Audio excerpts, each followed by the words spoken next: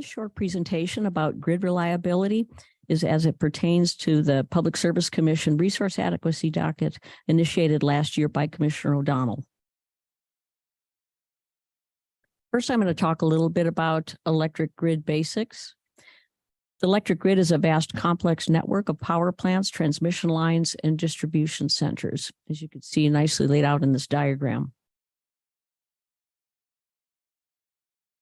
The U.S. electrical grid brings power to millions of homes and businesses. I love history. It's just a real brief history. The original first United States electrical grid was in 1882, and there were 59 customers. Within several years of the grid's origin, transformers were developed, and thereafter there was rapid expansion. Today, there are hundreds of millions of customers.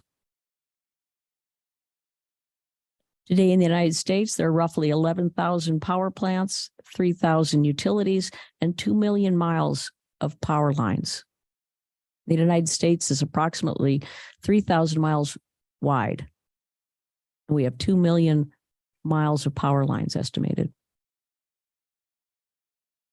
Due to high cost of maintaining the grid, electricity transmission and distribution is considered a natural monopoly. Only companies with multi-million-dollar investors can do this. That's why most energy utilities are granted monopoly control over a local market and then mandated to provide affordable, reliable energy. To enforce this mandate, investor-owned utilities are regulated by state regulatory commissions such as the Montana Public Service Commission. I suspect most people think there's some vast storage of electricity that we tap into when we turn on the light switch. But in reality, that electricity is coming to you in real time. And here are some photos of those unsung heroes that keep the lights on for us.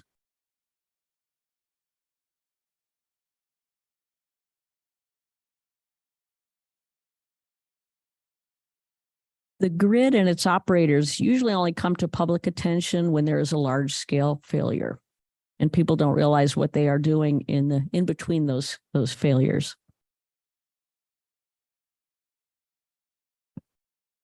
Grid adequacy, including resiliency, is of increasing concern as we face adverse weather, aging energy infrastructure, cyber and physical attacks on the grid, growing demand, disparity between supply and demand of grid components down to the mineral level.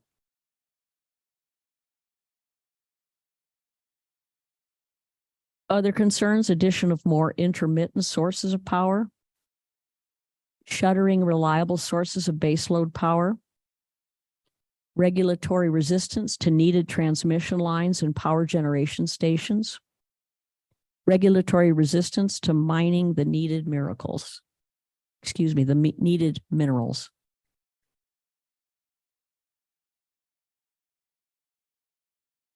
Government funding for grid reliability. I'm going to give some examples of that. The first example is the 2022 Inflation Reduction Act, where $891 billion total in the act and $783 billion were committed to energy and climate change. There was $663 billion in tax incentives, $128 billion for renewable energy and grid energy storage, $30 billion for nuclear power, $12 billion for electric vehicle incentives, $36 billion for home energy efficiency upgrades and supply improvements, $32 billion for investments in rural economies, environmental justice, $3 billion to electrify the United States Postal Service fleet. So government funding for grid reliability, trillions of dollars. I'm going to go into some of the other bills. Is that the answer? And is it set up for this purpose? Let's take a look at more of the government funding. The 2022 CHIPS and Science Act, roughly $280 billion in funding to boost domestic research and U.S. manufacturing of semiconductors.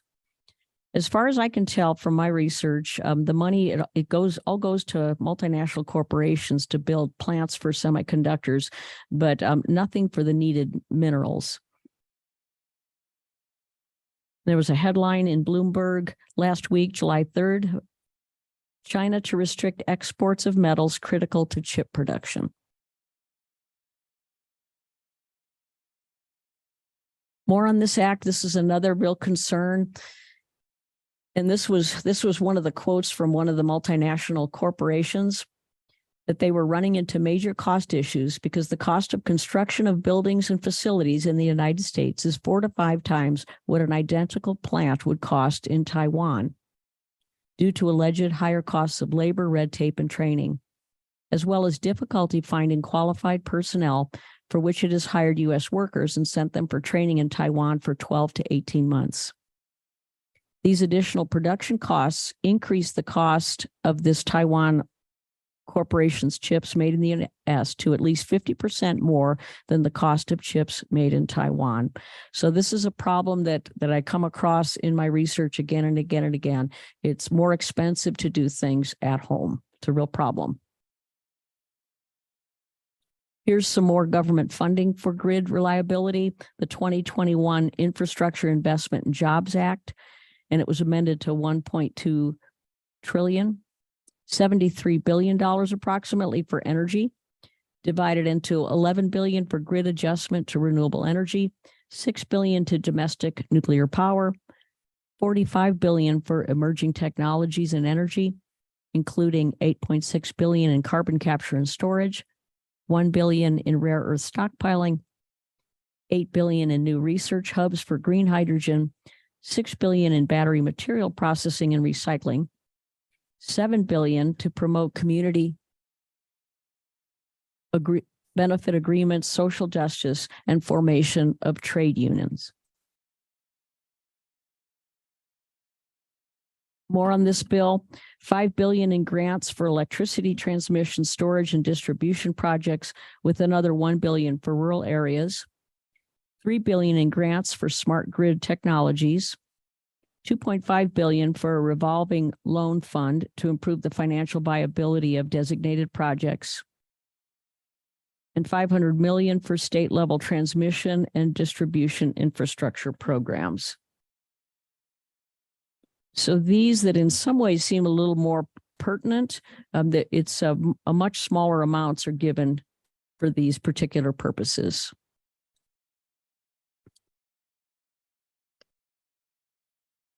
Another portion of the 2021 Infrastructure Investment and Jobs Act, it amends the Department of Energy authority to designate national interest electric transmission corridors for certain areas lacking in transmission capacity to facilitate more rapid development and deployment of new transmission sources. It is estimated employing solar and wind, electric vehicles, and electric vehicle charging stations to reach net zero emissions will require 200,000 more miles of transmission lines. Government involvement in this process includes FERC. In 2005, there was an Energy Policy Act designated the Department of Energy's Federal Energy Regulatory Commission, or FERC, as the primary authority over power generation and transmission across the United States. We are fortunate the current chair of FERC appears to have wisdom, knowledge, foresight, and the willingness to face reality. His name is Willie Phillips. He's the current chair of FERC. I met him in Napa, California at a PSC-related conference.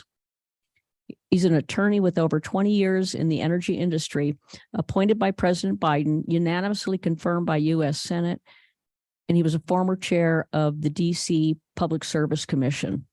And I've listened to everything of his that I could find, and he's just a very balanced, intelligent person.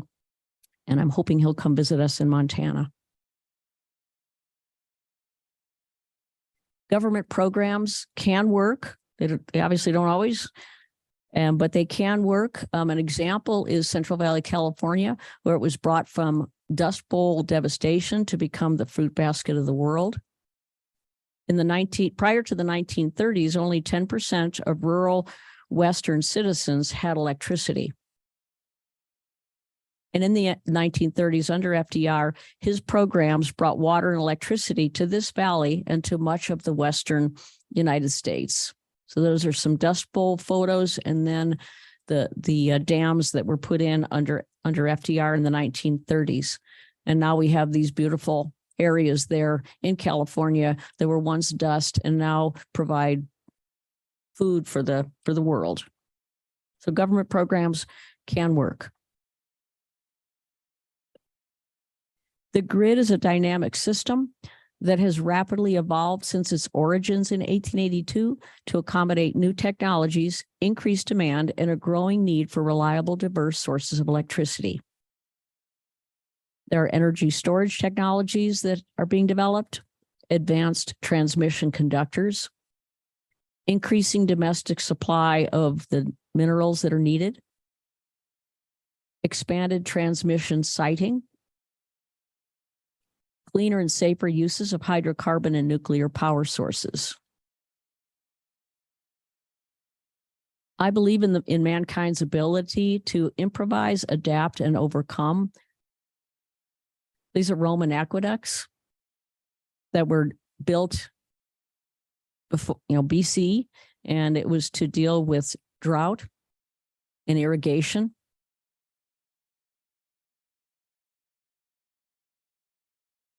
The Netherlands has always had a problem because much of their country is below sea level. They've had this problem for all of recorded history. Prior to like 100 BC, there are stories from historians about the people huddling in the water and just having to rely on their own ability to survive the waves coming in and out. And there are descriptions of these people in the first 100 years AD, the struggles of these people. And then starting in about the year 1000 AD, they started building all these dikes and flood walls and those kinds of things. So the ability for people to adapt, improvise, and overcome is amazing. This is from the Middle Ages. Again, these are cisterns that stored water back then. So we can do this. I'm a big believer in human ingenuity, resiliency, and triumph of the human spirit. Government programs sometimes work. Willie Phillips is at the helm of FERC. Many things are out of our control, but we will do the best we can with the cards dealt. Thank you for listening.